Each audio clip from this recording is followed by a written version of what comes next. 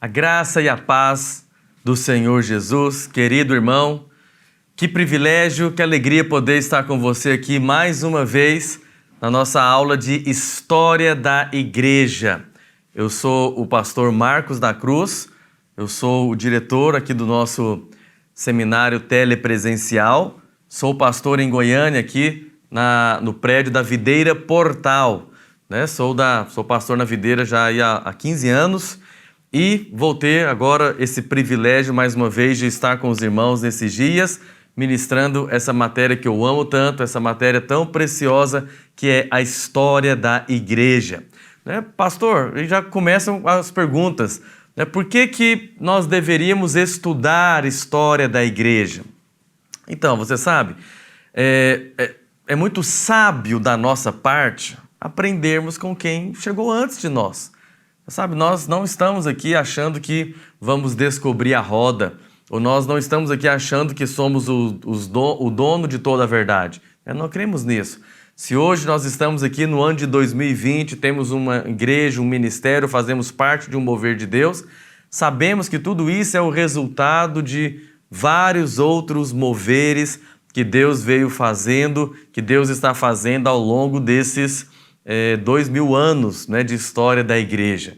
Então, nós não temos nessa pretensão de achar que sabemos tudo ou que somos os donos do mover de Deus. Não, né? Nós somos, como eu falei, nós somos o resultado. Os irmãos ao longo desses 2000 anos estão orando, buscando em Deus, fazendo igreja, organizando, né, a estrutura da igreja, e resultou nisso que nós temos hoje. Nós somos, né, resultado disso, de oração desses irmãos. Por isso, estudar a história da igreja é importante. Para nós, soa dessa maneira. É muito sábio da nossa parte aprender com quem chegou antes de nós. Às vezes, eu fico vendo, alguns irmãos ou algumas pessoas chegam na vida da igreja e querem mudar tudo, né? Querem sair mudando tudo de uma vez. Mas não, você sabe, às vezes aquele culto é daquele jeito porque tem um motivo. Né? Alguém lá atrás, alguém lá no passado pensou em algo, né? e formatou o culto dessa maneira, ou colocou ali um princípio, um valor, ou ensinou a respeito da igreja algum assunto. Sabe, nós herdamos tudo isso. E eu penso que o mínimo que nós devemos fazer hoje na nossa geração é respeitar quem veio antes de nós, é respeitar quem chegou antes de nós. A história da igreja, oficialmente, ela começa com os apóstolos, né? Ela começa quando Jesus dá a grande comissão para os apóstolos, eles recebem o Espírito Santo, começam ali a vida da igreja. Né? E hoje nós estamos aí 2000 anos depois. É muito comum você encontrar, nós vamos falar nessa aula de hoje, na próxima, sobre a igreja primitiva. E é muito comum você encontrar pessoas que simplesmente ficam criticando a igreja de hoje com o argumento de que nós precisamos ser como a igreja primitiva, devemos ser restaurados, né, e sermos como a igreja primitiva era. Mas você sabe, eu particularmente não acredito nisso, que essa restauração, que nós conseguimos fazer essa restauração plena dessa maneira, porque nós estamos falando de 2000 anos de diferença, num outro contexto, num outro momento da sociedade, com outros governantes, né? Era o Império Romano, hoje você tem democracias. Então, você sabe, restaurar dessa maneira, eu acredito que nós nunca vamos conseguir. Isso está quase como uma utopia. Nós deveríamos e precisamos querer cada vez mais chegar mais próximos. Mas tem muita coisa que mudou, não é, irmão? São 2000 anos de diferença. E não fique achando também que aquela igreja primitiva era a igreja perfeita, porque não era. A igreja perfeita, só Jesus vai fazer isso quando ele voltar, quando ele cumprir todas as profecias, cumprir as suas promessas, quando Jesus completar a obra de restauração em nós, aí sim nós teremos, né, lá como diz Apocalipse, uma igreja que vai ser apresentada sem ruga, sem mancha, sem mácula.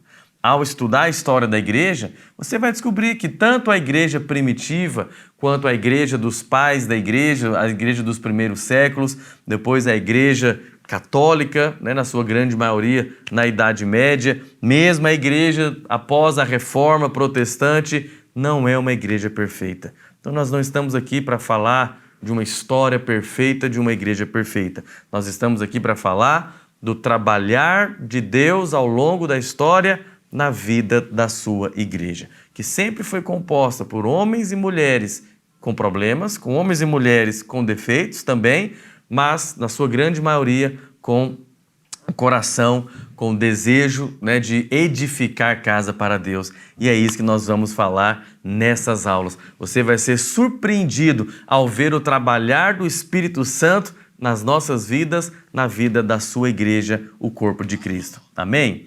Então, olha só, tudo começa em quê? Com qual objetivo Deus criou o homem? É importante você entender isso. Nós não somos, você já viu isso na matéria de Pentateuco, nós não somos fruto do acaso. Nós não somos, nós não estamos aqui por estar, nós não estamos aqui apenas assim como fruto de uma explosão, de um Big Bang. Não, nós cremos que há um propósito de Deus na minha vida e na sua vida. Deus está fazendo algo, Deus tem um objetivo. Você sabe disso? Deus tem um objetivo, Deus está trabalhando em algo. Quando Deus criou o homem, Deus tinha um propósito em Deus tinha um propósito ao criar o homem. Então Deus não criou o homem para colocar no planeta e pensar, vamos ver no que vai dar. Vamos ver o que vai acontecer. Vou colocar o homem aí, seja o que Deus quiser. Não, você percebe ao estudar a Bíblia, e você já deve ter visto isso nos outros períodos, que há algo que está no coração de Deus. Tem um propósito. Deus está envolvido num projeto maior. Existe a vontade de Deus, ou até mesmo aquilo que nós chamamos como o propósito eterno de Deus. Sabe, muitos irmãos acreditam que o propósito eterno de Deus é a salvação do homem. Mas não pode ser. Esse não pode ser o propósito eterno de Deus. Porque o homem não é pecador desde sempre. O homem nem existe desde a eternidade. Então, a salvação, na verdade, não é o propósito eterno de Deus. Existe algo que já estava no coração de Deus antes mesmo da criação do homem. Existe algo que estava no coração de Deus antes mesmo da criação do planeta. Antes mesmo de que o homem cometesse o primeiro pecado. A salvação do homem é importante? Claro que é. A salvação do homem é muito importante porque hoje é uma correção de rota. Hoje, a salvação, a pregação do Evangelho para a salvação, coloca o homem de novo na posição correta de ser igreja, de receber a Deus, a Jesus dentro de si como vida. Mas esse não era o propósito eterno de Deus. A Bíblia fala sobre o propósito eterno de Deus lá no livro de Efésios, capítulo 1, versículo 4. A Bíblia diz o seguinte: assim como nos escolheu nele, antes da fundação do mundo, para sermos santos e irrepreensíveis perante ele. Então olha o que a Bíblia diz no livro de Efésios. Você foi escolhido em Deus. Deus te escolheu antes da fundação do mundo. Então daí você percebe, você sabe que lá em Gênesis 1, versículo 1, quando nós estudamos aqui o Pentateuco, a Bíblia diz que, no Gênesis 1:1, que no princípio Deus criou os céus e a terra. Então, antes dessa criação de Gênesis, antes de Deus fazer os céus e a terra, e obviamente depois viria colocar o homem, o que estava já no coração de Deus? Que Deus nos escolheu nele antes da fundação do mundo para sermos santos e irrepreensíveis perante ele. Pastor, o que isso significa? Que Deus já planejava ter você, Deus já planejava ter os santos, Deus já planejava ter a igreja antes da fundação do mundo. Então daí você percebe o propósito eterno de Deus. Sabemos que Deus deseja ter um povo. Deus quer que esse povo receba como vida para expressá-lo, para representá-lo, para dominar e sujeitar a terra. Nós sabemos que esse plano de Deus começou em Adão. Você percebe isso claramente nas ordens que Deus falou para Adão. Deus falou para Adão: crescei, multiplicai, sujeitai e dominai, guardai o jardim. Tudo começa lá em Adão. Deus queria que Adão recebesse da natureza divina ao comer da árvore da vida. Esse era o plano de Deus. Porque, lembra, Deus sempre teve em mente a igreja. Deus sempre quis ter a igreja. Esse povo queria recebê-lo como vida e seria expressão dele na terra. Como eu li para você, antes da fundação do mundo, Deus já tinha isso no seu coração. Essa era a vontade de Deus. Deus começa a colocar em prática o seu plano com Adão. Por isso que ele fala que Adão deveria comer da árvore da vida, Adão iria receber da natureza de Deus e Adão iria crescer e multiplicar, como também Deus falou para Adão, e Adão com seus filhos iriam formar a igreja. Mas, você sabe, você conhece a história, Adão falhou, Adão vendeu-se para o pecado, né? Adão foi enganado, os irmãos conhecem a história, e não deu certo, vamos dizer assim, nesse primeiro momento, o projeto de Deus. Mas você sabe, Deus não pode perder, Deus nunca vai falhar. E Deus agora continua em prática. É interessante você entender que Deus não desistiu do seu plano. Ah, mas agora o homem tornou-se pecador. Sim, agora Deus vai fazer o plano de redenção para trazer o homem de volta à condição de receber a Deus como vida. Mas Deus não mudou o seu plano. Deus continua querendo ter um povo que vai recebê-lo como vida e esse povo será a igreja. Então você percebe o segundo começo de Deus. Quando que é o segundo começo de Deus? Lá com Noé, né? Depois vai vir toda aquela história, Deus vai mandar o dilúvio. Depois que Deus manda o dilúvio, o que acontece? Deus vai conversar com Noé. E o que Deus fala para Noé? As mesmas palavras que Deus falou para Adão. Por isso nós chamamos de o segundo começo de Deus. Deus fala o quê, né, para Noé? Que ele vai também crescer e multiplicar, vai sujeitar a terra e ele vai espalhar. Por quê? Deus quer ter um povo. Deus quer ter um povo que o receba como vida e esse povo vai ser a expressão de Deus aqui na terra. É isso que está no coração de Deus. A igreja está no coração de Deus. Mas, você sabe, com Noé também não foi 100%, não deu tudo certo e Deus agora vai, já junto com o plano de redenção, Deus vai começar o terceiro começo, ou vai ser, nós chamamos de o terceiro começo de Deus, que vai ser o quê? Deus vai chamar Abrão, vai fazer com ele uma aliança. E o que Deus diz para Abrão? Vou fazer de ti pai de multidões. Vou fazer de você um pai, vou te dar uma nação. Né? Abraão foi chamado para ser o pai, o patriarca de um povo, que esse povo vai ter uma aliança com Deus, esse povo vai receber a Deus como vida, e esse povo vai ser a expressão de Deus aqui na terra. Então olha só, você percebe tanto com Adão, com Noé, com Abraão, né? Quando Deus fala, de ti serão benditas todas as famílias da terra. O que Deus tem em mente? Deus quer ter a igreja.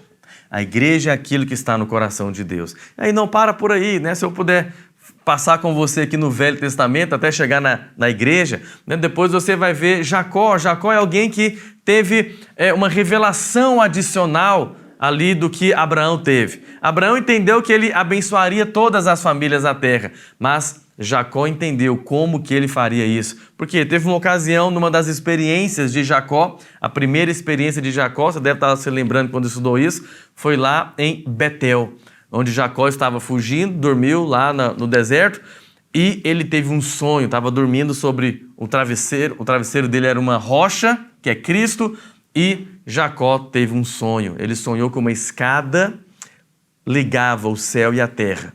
Anjos de Deus subiam e desciam. Nós sabemos que a escada é Jesus, né? Aponta para Cristo, que faz a ligação entre o céu e a terra. Mas quando Jacó acordou, ele pegou pedras, a pedra que ele estava dormindo, e depois juntou mais algumas pedras, fez lá uma torre e derramou azeite. Por quê? Depois Paulo fala isso no Novo Testamento. A igreja é composta pelas pedras. Jesus é a pedra angular. Nós somos as pedras vivas, que estamos conectados, ligados. De que maneira? Pela ação do Espírito Santo. Por isso que Jacó derrama o azeite, né? E o azeite ali nas pedras faz essa formatação da igreja. Nós somos pedras vivas que estamos ligados uns nos outros pela ação do Espírito Santo na minha vida e na sua vida. E é nessa hora que Jacó fala, esse lugar vai se chamar Betel, a casa de Deus. Então, Jacó teve uma revelação adicional, né? Entendeu qual a maneira que Deus iria abençoar todas as famílias da terra, como ele tinha falado para Abraão. A maneira que Deus ia abençoar todas as famílias da terra era através da igreja, através do corpo de Cristo, através do seu povo. Adão teve essa experiência, Noé teve essa experiência, Abraão teve essa experiência, Jacó está tendo essa experiência. E não para aqui. Depois você vai vendo, Deus vai esclarecendo isso cada vez mais. O próximo foi Moisés. Quando você vê Moisés, por exemplo, lá no deserto, recebendo o chamado a respeito do tabernáculo. O que Deus falou para Moisés? Moisés, você vai edificar para mim o tabernáculo. Lembra? Deus sempre quis ter um povo que o receba como vida. Deus quer estar no meio do seu povo. Moisés recebeu a revelação, construiu o tabernáculo. Agora Deus está habitando lá dentro, no meio do povo, né? Misturado. O povo habitava em tendas, Deus também morava numa tenda. Só que aí a nação foi crescendo, né? Você conhece a história. Vai passar a época, né, dos juízes. Depois de Moisés vem Josué, vão vir os juízes. Até que vai chegar o tempo dos reis. Primeiro o rei Saul, depois vai vir o rei Davi. Quando estamos na época do rei Davi, o tabernáculo existe, a Arca da Aliança existe. Só que Deus ainda está morando numa tenda. O tabernáculo ainda é uma tenda.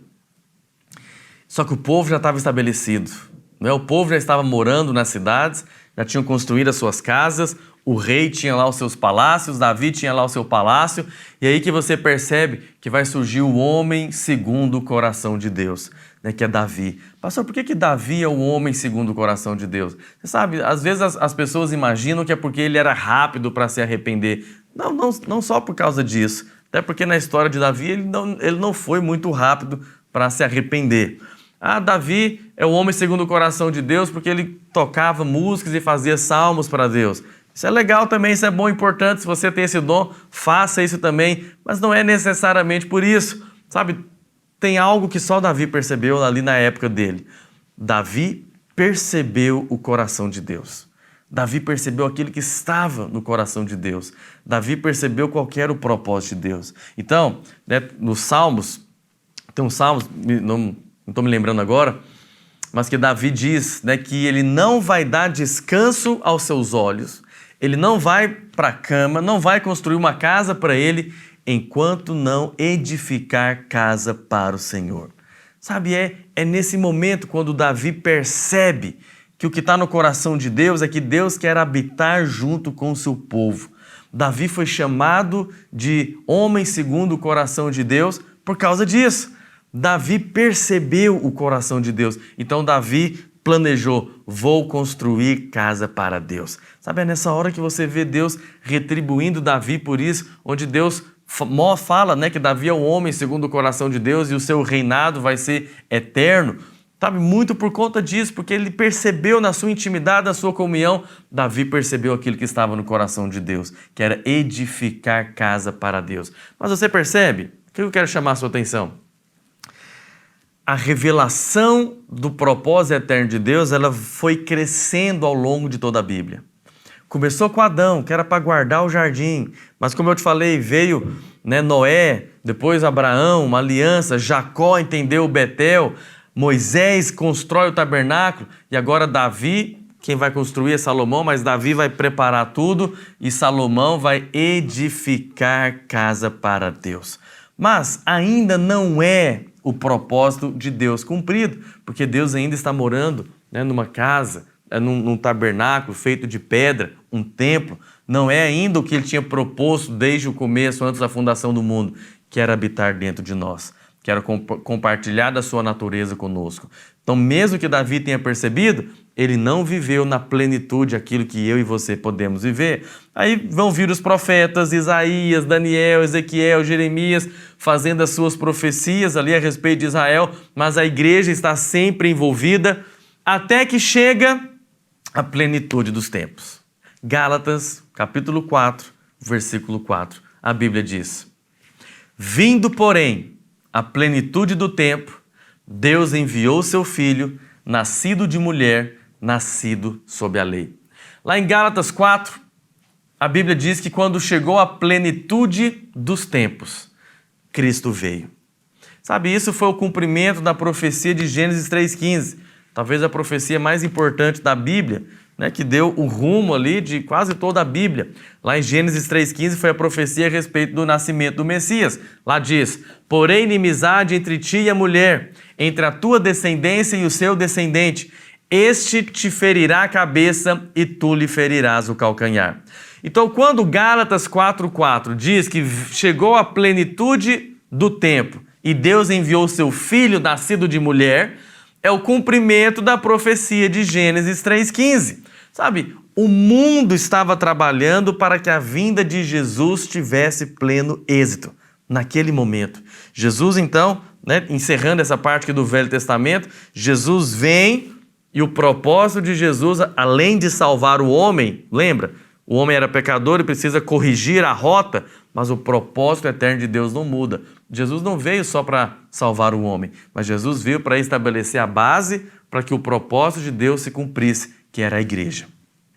E a obra de Cristo, a obra da cruz, nos permite hoje recebermos a Jesus dentro de nós. E aí o propósito eterno de Deus se cumpre nas nossas vidas quando nós somos igreja e estamos sendo edificados casa para Deus. Mas vamos falar dessa plenitude dos tempos. Sabe, quando Jesus veio, naquela época, 2000 anos atrás, 3 povos contribuíram para essa plenitude dos tempos e para o início da edificação da igreja. Então, quais povos são esses? Primeiro, os hebreus.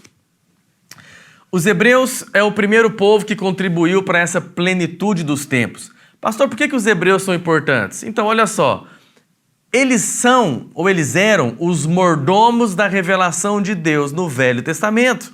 Você sabe uma coisa que é preciosa, irmãos? As promessas de Deus para Abraão, que estão lá no Velho Testamento, para os profetas também, não era para nós. No caso, nós aqui brasileiros, não sei qual a sua nacionalidade, onde você está assistindo essa aula, mas no caso dos brasileiros, sabe, as promessas não eram para nós.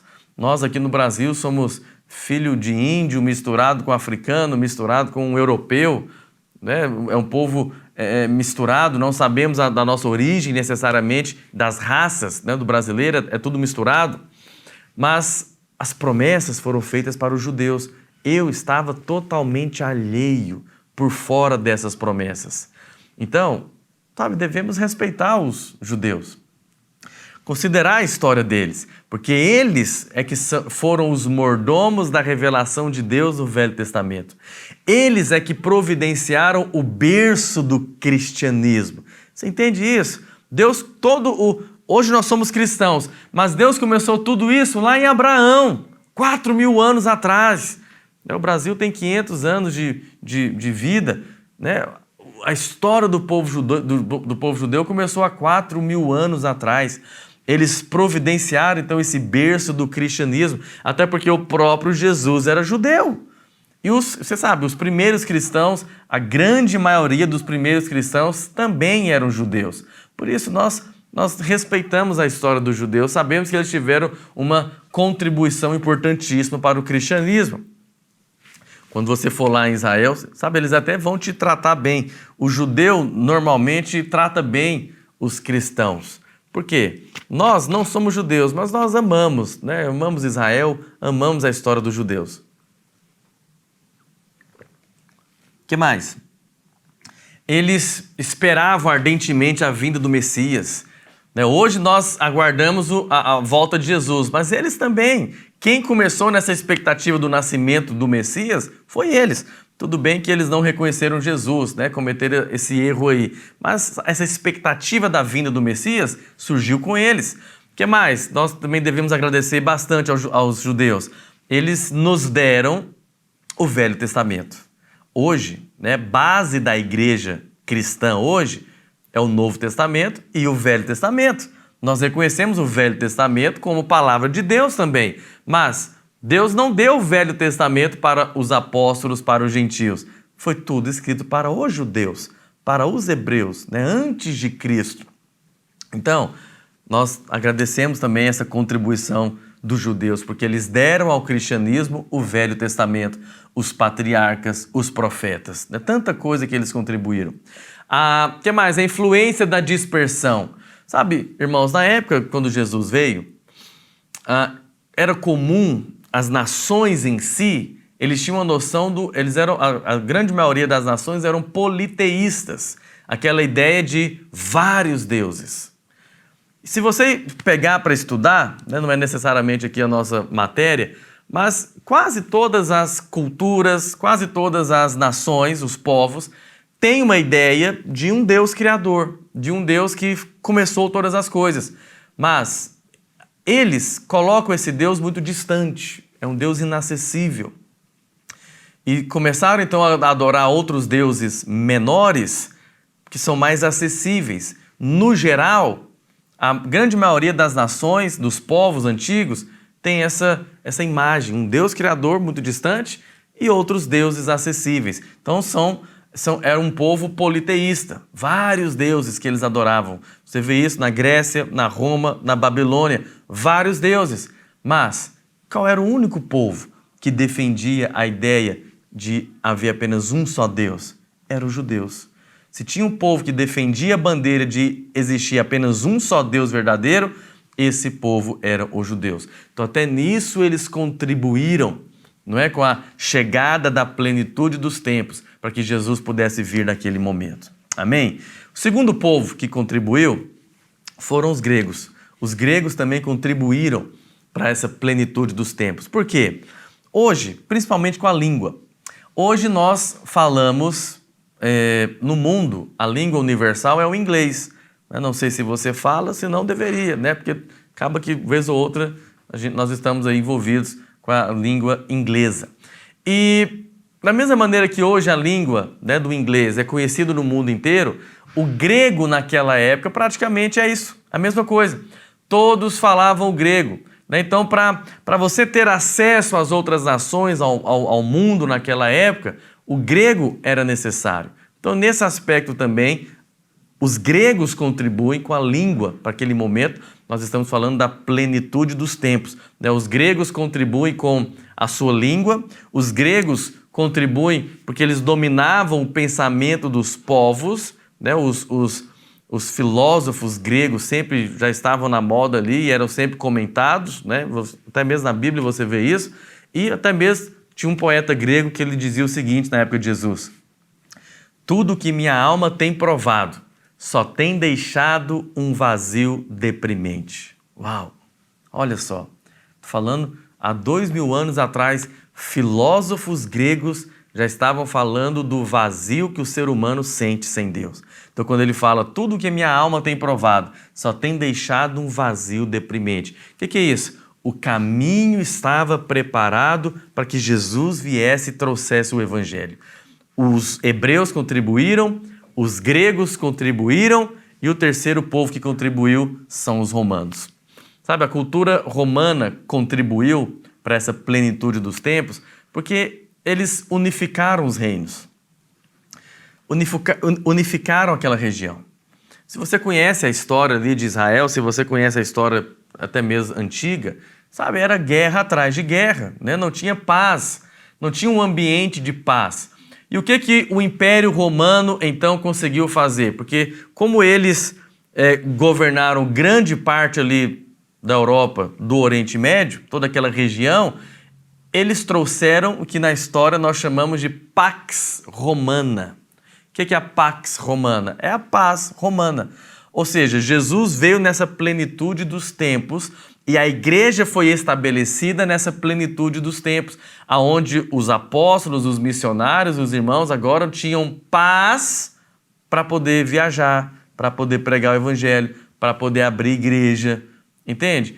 Havia um ambiente de paz, porque o Império Romano está dominando tudo, está governando tudo. Então não existe ali nações tão próximas brigando o tempo todo, mas o Império Romano traz a paz mundial, que cria esse ambiente tanto para os missionários, mas para a sociedade em geral, mas que cria esse ambiente para que a igreja possa começar, para que a igreja floresça, cresça, amadureça, para que os missionários sejam enviados. E até nisso é importante, você sabe, a infraestrutura dos romanos era infinitamente melhor do que a dos outros países, até mesmo dos outros impérios comparados antes deles, né, que vieram antes deles.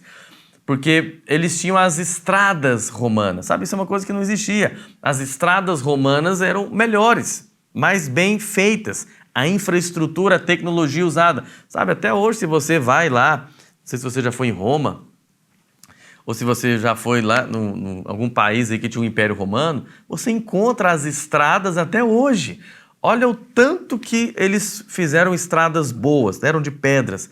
Eu fico pensando, aqui no Brasil tem asfalto que não dura 1 ano, mas eles fizeram estradas que têm a duração aí de 2000 anos, para você ver. Pastor, o que isso favoreceu para o cristianismo, favoreceu para a plenitude dos tempos? Tudo isso facilitou o intercâmbio das pessoas com as estradas, com o correio, que também foi instituído por eles, com o transporte. Você pensa, o que isso interfere no começo da igreja? Ora, irmãos, quando Jesus veio e começou a igreja e mandou que os apóstolos saíssem para pregar o evangelho, tudo isso contribuiu. O intercâmbio entre as pessoas, né, para poder viajar ficou mais fácil, o contato entre as pessoas ficou mais fácil, o transporte ficou mais fácil. Tudo isso favoreceu para que a igreja começasse e crescesse tanto como cresceu na igreja primitiva. Amém?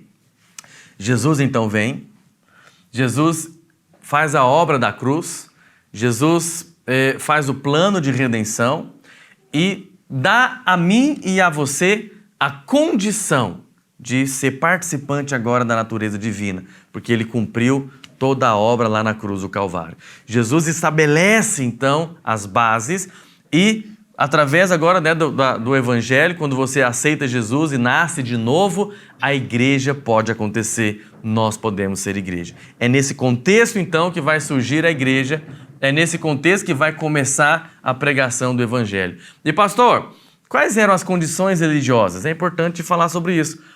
Qual era o contexto religioso da época? Então olha só, como eu já te falei, apesar de ainda serem cultivadas as religiões dos deuses e deusas da Grécia e Roma, né, como eu te falei, eles politeístas, tinham todo um panteão de deuses, essa influência de deuses da Grécia e deuses romanos estava diminuindo. Né? Não tinha acabado, mas estava diminuindo. Os homens necessariamente já não estavam tão envolvidos com isso. O que tinha na época ali do começo da igreja? Principalmente havia a religião estatal do imperador romano. É o culto ao imperador. Igual existiu o culto aos faraós lá no Egito, agora em Roma, no Império Romano, havia o culto aos imperadores. Né?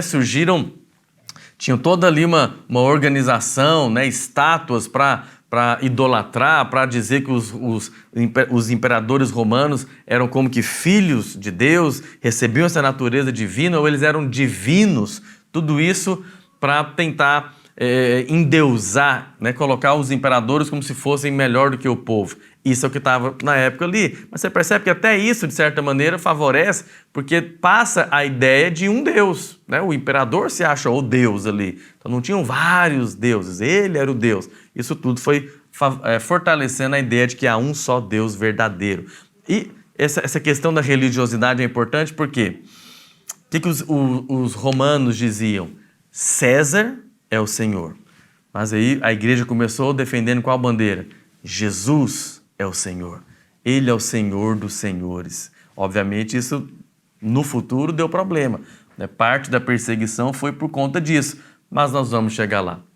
Aquela época da igreja, quando começou, era uma época de religiosidade. As pessoas sempre tiveram interesse e certa ansiedade por crenças e ideias que trouxessem mais satisfação à alma.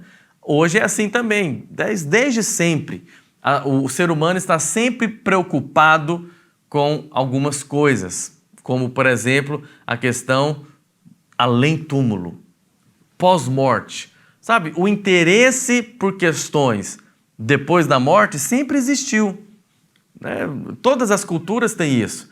Você vê, às vezes, a maneira como, por exemplo, os faraós eram enterrados. Porque eles tinham preocupação, né, de que voltariam, ressuscitariam, iam voltar em algum momento. Né? Até mesmo os índios brasileiros aqui têm isso. A maneira que eles enterravam, né, ali os seus mortos eram pensando nessa questão do além-túmulo. Se você vai para a mitologia, história das nações, aí, das pessoas, né? Das nações, quer dizer, até mesmo, né, vamos pensar aqui na Valhalla, né, ou seja, tem aqueles costumes que colocavam lá moedas de ouro nos olhos, né, do morto, para ele pagar o barqueiro, né, do pós-mundo. Olha para você ver, esse interesse nas questões do além-túmulo sempre existiram. E aí Jesus vem com essa mensagem, a igreja vem com essa mensagem para trazer a paz. Não é? Então você percebe que o momento ali era mais do que propício para que a igreja crescesse e avançasse. A crença progressiva num Deus universal, como eu te falei, ela sempre existiu. Então quando os apóstolos, a igreja vem pregando que só existe um Deus, um Senhor, as pessoas, as nações naquele momento estavam aceitando isso. Um sentimento de culpa, de pecado generalizado, um desejo de purificação, isso sempre fez parte da história das nações. Você vê isso estudando as religiões. As nações, os povos sempre tiveram anseio por isso, né? Esse sentimento de purificação, de aceitação no céu ou no paraíso, a maneira como eles viam ali após a morte. E a igreja vem para trazer essa mensagem também, de que Jesus é o Salvador. Então você percebe? As condições religiosas estavam preparadas. As condições intelectuais, naquele momento, também estavam favorecendo ao surgimento do cristianismo. Por quê?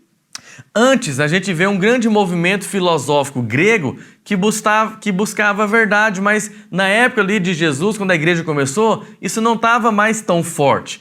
E é interessante que, ao surgir o cristianismo, o pensamento grego já não fazia mais tanto progresso, porque não tinha respondido a essas questões. A filosofia grega, por mais que fosse bonita, interessante, Aristóteles, como por exemplo, até hoje, né? Hoje em dia nós ressuscitamos muito disso, né? Na nossa sociedade moderna, valorizamos muita filosofia grega, amém, né? Tem seu lugar, é legal, mas naquela época, como hoje, a filosofia grega por si só não respondia às questões mais profundas da necessidade da alma do homem. Como eu te falei, né, do que vai fazer após a morte, o que vai ser, o que vai acontecer, tem vida ou não tem, isso não respondia, mas a igreja veio para responder. Hoje, essas filosofias estão na moda, mas não satisfazem. Hoje, não satisfazem mais a mente dos homens quanto às questões espirituais, como também naquela época não estava satisfazendo. Por isso que nas condições intelectuais também a igreja tinha o caminho preparado para crescer, para o evangelho ser pregado. Pastor, e as questões morais? Então, o homem é mau desde sempre, desde quando caiu. A partir do momento que a natureza do homem foi corrompida com o pecado, sabe, acabou. O homem foi pecador. Não fique pensando, às vezes você pensa assim, aquela época as pessoas não tinham acesso à informação, não tinha internet, elas eram mais santas. Não, para com isso. É o contrário. A sociedade da época da igreja, do começo da igreja, era tão depravada quanto a nossa. Entende? Normalmente, quanto mais alta a classe, mais corrompida ela estava. Né? A classe média corrompida, a classe alta, reis, imperadores, quem fazia parte ali da nobreza, mas não fica achando também que é só a nobreza, o trabalhador comum, o camponês lá. O homem é mau, a natureza do pecado está lá. Entende?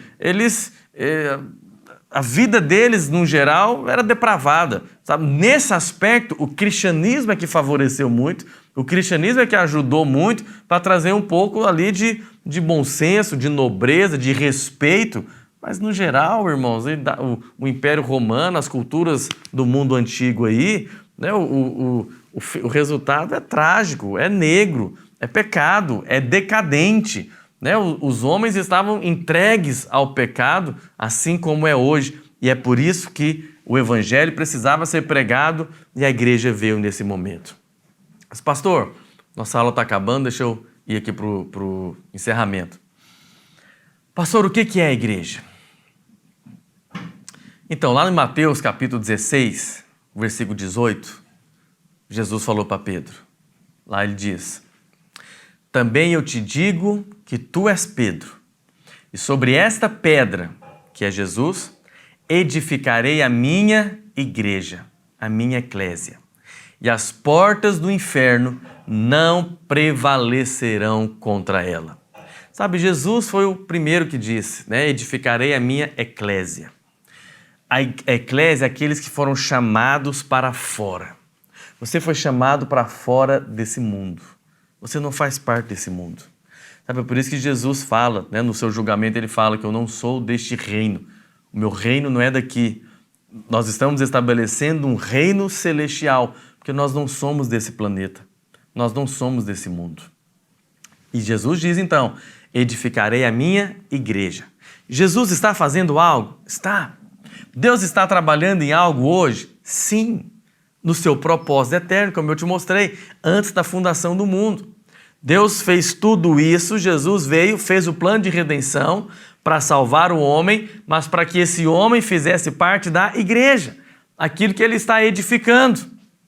Nós somos a igreja do Senhor, nós somos as pedras vivas, nós somos o povo de propriedade exclusiva que pertencemos ao Senhor. E aí, pastor, o que é a igreja? Então nós temos a história de Saulo, né, que depois vai se tornar o apóstolo Paulo. Mas você sabe, o apóstolo Paulo, antes de converter, ele perseguia a igreja. Ele estava ali acabando com os irmãos, perseguindo os irmãos. Lá em Atos, deixa eu ler com você.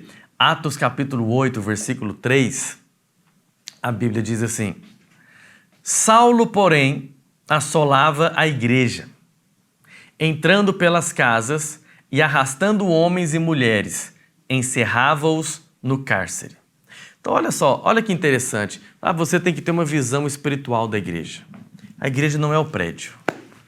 A igreja não é o templo aí onde você se reúne. Não existe isso.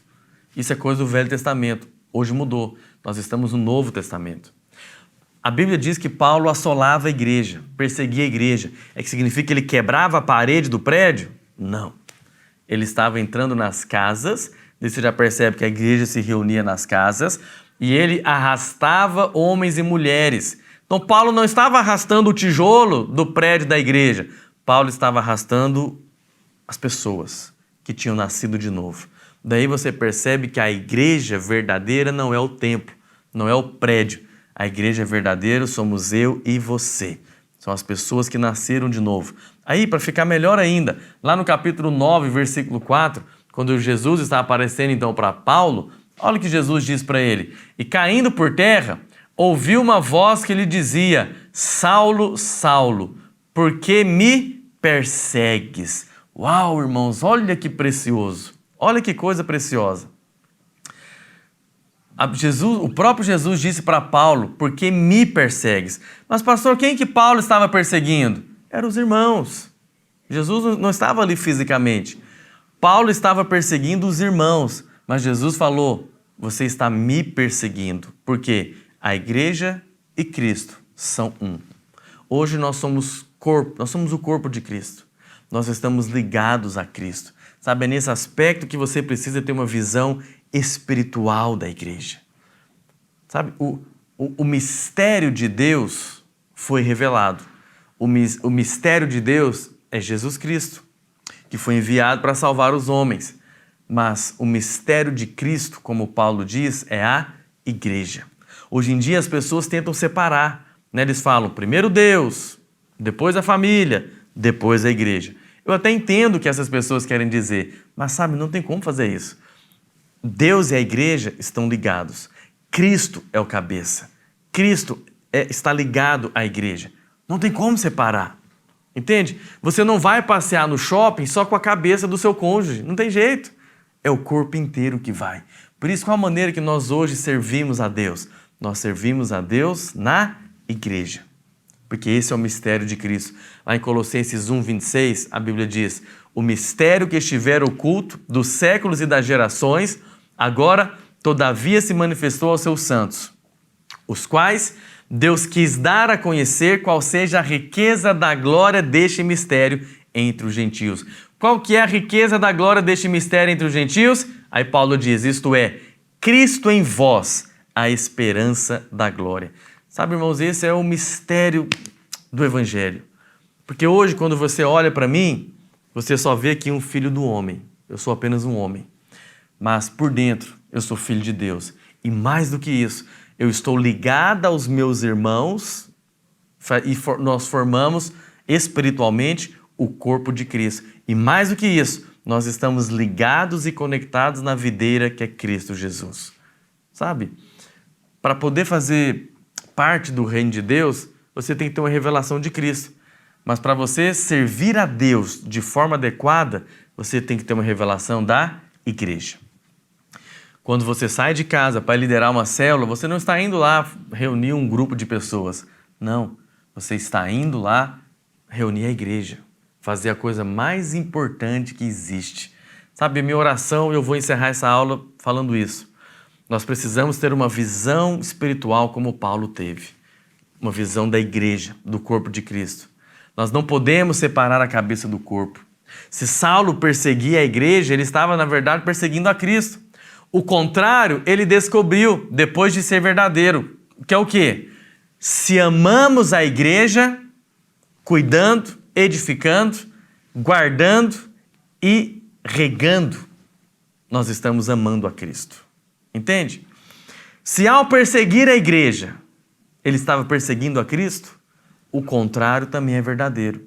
Se ao servir a igreja, amar a igreja, guardando a igreja, cuidando da igreja, liderando uma célula, nós estamos amando a Cristo. Entende? Então eu te desafio você.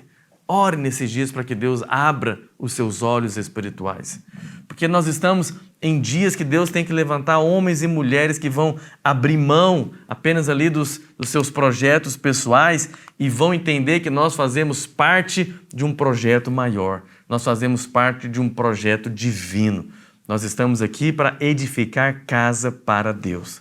Nós estamos aqui com um chamado, com uma comissão. Sabe, não estamos brincando de ser igreja, mas nós estamos aqui entregando as nossas vidas para aquele que é o projeto do nosso Pai. Pastor, por que fazemos isso? Porque amamos o nosso Pai.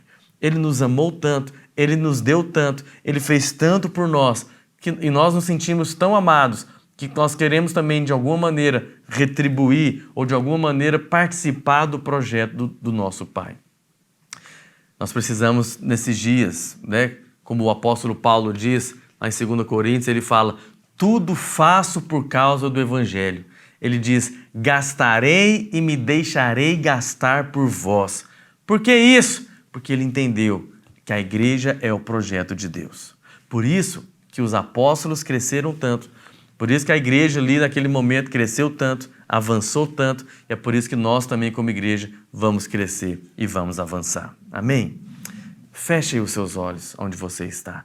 Eu vou orar para que, da mesma maneira que Paulo viu a igreja, nós, nesses dias, nessas aulas, vamos também ter os nossos olhos abertos para entender a igreja, o corpo de Cristo. Amém? Feche seus olhos. Pai, em nome do Senhor Jesus, eu quero orar nesse momento para que a luz do Senhor brilhe sobre nós. Ó Pai, abra os nossos olhos e o nosso entendimento, para que possamos ser cheios da revelação do Senhor. Ó Pai, queremos ver a igreja da maneira como o Senhor vê. Ó Pai, queremos ter olhos espirituais abertos para compreendermos essa visão espiritual, que possamos ver os nossos irmãos, ó Deus, não apenas como pessoas que estão ali juntamente conosco, mas que possamos ver os nossos irmãos como o corpo de Cristo, que fazemos parte de um mesmo corpo, que somos um só corpo, temos uma só fé, um só Senhor, um só batismo, e que sejamos uns pelos outros, que estejamos envolvidos nesse projeto mais importante do universo, que é a edificação da sua igreja, a edificação da casa do Senhor. Pai, nós nesses dias queremos ser casa para o Senhor, queremos ser edificados, igreja, povo de propriedade exclusiva do Senhor, queremos ser um com o Senhor e unidos uns com os outros, em nome do Senhor Jesus. Amém? Que Deus abençoe a sua vida, eu te vejo na próxima aula.